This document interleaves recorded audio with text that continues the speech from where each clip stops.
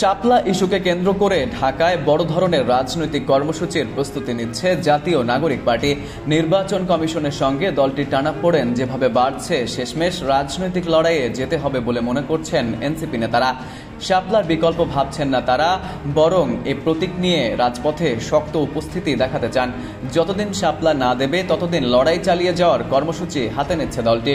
শাপলা প্রতীক না পাওয়ার বিষয়টি আইনি পথে নয়, বরং রাজনৈতিকভাবে মোকাবিলা করা হবে বলে জানিয়েছেন এনসিপির সিনিয়র নেতারা। এনসিপির একাধিক নেতা বলছেন, ইসি যদি শাপলা প্রতীক না দেয় তবে তা হবে একটি দলকে সাংগঠনিকভাবে দুর্বল করার প্রচেষ্টা। তাই রাজনৈতিকভাবে এর জবাব দেবে এনসিপি। শাপলা না দেওয়ার বিষয়ে ইসির কাছে আনুষ্ঠানিকভাবে আইনি ব্যাখ্যা চাওয়া হয়েছে।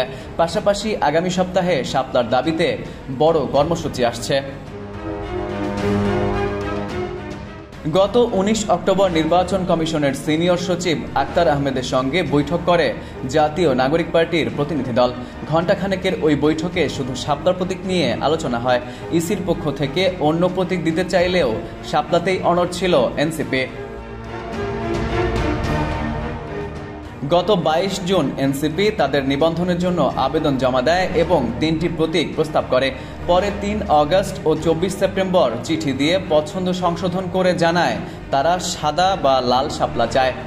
9 জুলাই ইসি সিদ্ধান্ত নেয় নির্বাচন পরিচালনা বিধি অনুযায়ী শাপলা প্রতীক তালিকায় রাখা হবে না। পরে 23 সেপ্টেম্বর কমিশন নির্বাচনী প্রতীকের সংখ্যা 69 থেকে বাড়িয়ে 115 করে, তবে শাপলা বাদ রাখে। পরদিন 24 সেপ্টেম্বর এনসিপি চিঠি দিয়ে জানায় কমিশনের যুক্তি আইনগতভাবে সঠিক নয়।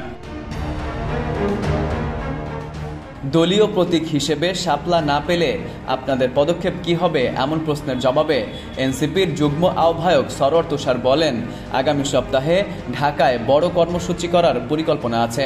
শাপলা প্রতীক না দিলে আইনি লড়াই করব না, রাজনৈতিকভাবে বিষয়টি মোকাবিলা করব।